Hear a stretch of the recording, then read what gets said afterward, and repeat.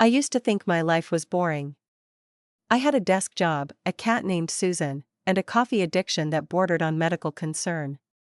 But all of that changed the day my boss, Linda, told me I was too dramatic for the workplace and fired me in front of the entire office. This, of course, happened moments after I discovered she was stealing credit for my biggest project, the one that was supposed to get me promoted. But we'll get to that. Let me rewind. I worked at a mid-sized marketing firm, the kind with an open floor plan and passive-aggressive Slack channels. My job was writing copy, creating campaigns, and pretending not to hear people chewing during lunch. I wasn't exactly climbing the corporate ladder, more like clinging to it while someone above me stepped on my fingers. That someone was Linda. Linda was the kind of manager who said things like, "Let's circle back," and "I'm not micromanaging, I'm just heavily involved."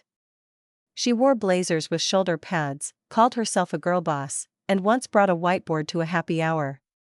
For months, I'd been working on a major pitch for a new client, a vegan snack company called Munchables.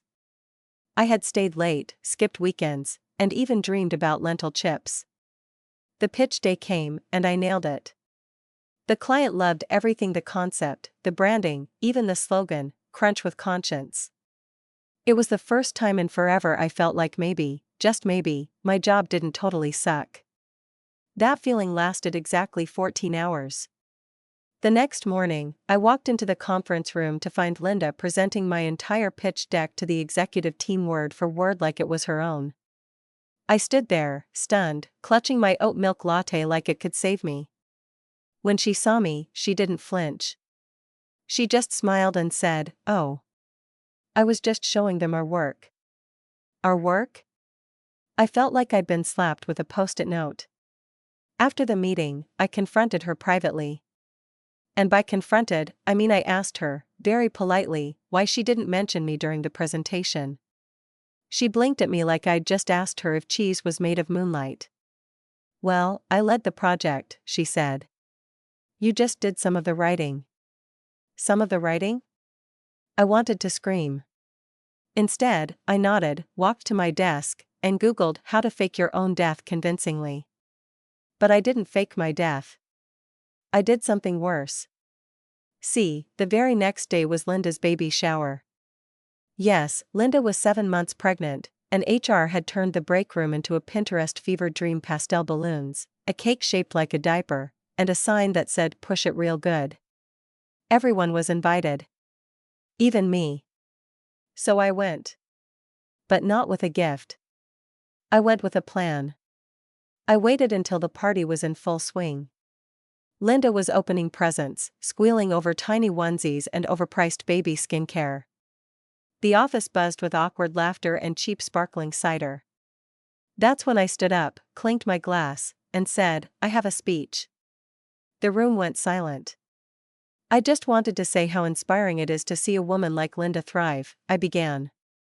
"A true example of what it means to be a leader: assertive, strategic, and totally okay with stealing your employees' work and taking full credit for it." The cake knife froze midair. Someone dropped a plate. Linda's smile faltered. "But hey," I continued, "maybe your baby will grow up with better ethics." Gasps. Audible gasps. "And don't worry, I won't be needing maternity leave. Because I've officially been fired." I pulled out the email she had sent me that morning. You know, the one that said, "Your energy no longer aligns with our vision. Please pack your desk." I read it out loud. Word for word. Then I dropped it on the diaper cake, grabbed a cupcake, and walked out. To thunderous silence. Now, most people would say that was the end of my professional career. But I am not most people. Because what happened next? That's when things really got fun. The cupcake I grabbed on my way out of the baby shower was lemon. I remember because I took a bite in the elevator and thought, this is the last lemon thing I'll tolerate today. By the time I got home, the video was already online. Yeah. Someone filmed my speech. Multiple angles. With subtitles. It hit TikTok before I hit my couch. The caption? "Office worker turns baby shower into HBO drama." By the next morning, I had 500,000 views, a dozen interview requests, and a stranger on Twitter asking me to officiate her divorce party. Suddenly, I wasn't just unemployed. I was a symbol. Of what? No idea. But people loved it. Diapergate started trending. Someone made a remix of my speech set to trap beats. Another person created a t-shirt that said, "Your energy no longer aligns with my vision," and yes, I bought one. Linda, meanwhile, was nowhere to be seen. Rumor had it she went on early maternity leave. Some said HR forced her. Others claimed she was hiding in a WeWork under an alias. I didn't care. I was busy becoming famous. A few days later, I got an email from a producer at a talk show called Morning Buzz Live. You know the type: over-caffeinated hosts, fake plants, and an audience of overly enthusiastic Midwestern tourists. They wanted me on the show. I said yes before they finished the sentence. Cut to me, 3 days later, sitting between a woman who could talk to pets and a guy who made sculptures out of cheese. I told my story. They laughed. The pet psychic said my aura was bold with a hint of revenge. The cheese guy made me a bust of Linda out of Gouda. Ratings spiked. My Instagram doubled overnight. Then came the sponsors. A startup that sold emotionally supportive office supplies offered me a brand deal. A candle company released a scent called Passive-Aggressive Peppermint in my honor. People wanted more. So I gave them more. I launched a YouTube channel called Too Dramatic with Danny because yes, my name is Danny, and apparently my personality is a liability in corporate America but an asset on the internet. My first video? A dramatic reenactment of the baby shower scene with sock puppets. It hit 1 million views in 4 days. I started a series called Corporate Crimes, where people sent in their own workplace horror stories and I acted them out complete with wigs, costumes, and an absurd amount of glitter. Turns out, I wasn't alone. There were thousands of Lindis out there. Thousands of people who'd been silenced, gaslit, or fired for not playing the game. And now they had me their overly dramatic, highly caffeinated, cupcake-eating mascot. One day, I got a DM from someone named Harper. She worked at a talent agency. She said, "I think you're the next big thing." I thought it was spam. Then she sent a selfie holding a mug with my face on it. Not spam. We set up a Zoom call. She was in a sleek office, sipping cold brew and talking like someone who eats time for breakfast. "We're pitching a show," she said. "Your story. You'd star in it." I blinked. Like, as me? Yes. But a slightly exaggerated version. I laughed. What's more exaggerated than crashing a baby shower with a termination letter? She grinned. We'll find out. Meanwhile, Linda tried to clap back. She posted a long Facebook status about cancel culture and how people don't understand the pressures of leadership. She even shared a blurry ultrasound photo captioned, "New Beginnings." The internet roasted her. One user commented, "Is your baby going to take credit for the placenta too?" I stayed silent. I didn't need to respond. The memes did it for me. A week later, I got invited to speak at a conference called Women Who Rage. It was like TED Talk meets stand-up comedy meets group therapy in high heels. I gave a keynote called From Fired to Inspired, How Getting Kicked Out Helped Me Kick Butt. People laughed. People cried. One woman threw a stapler in solidarity. Afterward, a stranger hugged me and whispered, "Thank you. I quit my toxic job today." That hit different. Because somewhere along the way, this wasn't just a joke anymore. It was bigger than cupcakes and viral videos. It was about claiming space. Being loud. Being too much on purpose. But just when I thought I had left the past behind, Linda came back. And this time? She wasn't pregnant. She was suing me. The legal notice came in a cream-colored envelope that smelled faintly of desperation and expired power. I opened it while eating cereal, half asleep, wearing a robe that said, "Queen of Chaos." It read, "Cease and desist due to defamation, emotional distress, and public mockery of a private individual." Translation: Linda was big mad. Apparently, she'd hired a lawyer. A real one. With glasses and a name like Chip or Gerald. She was suing me for emotional damages. Me.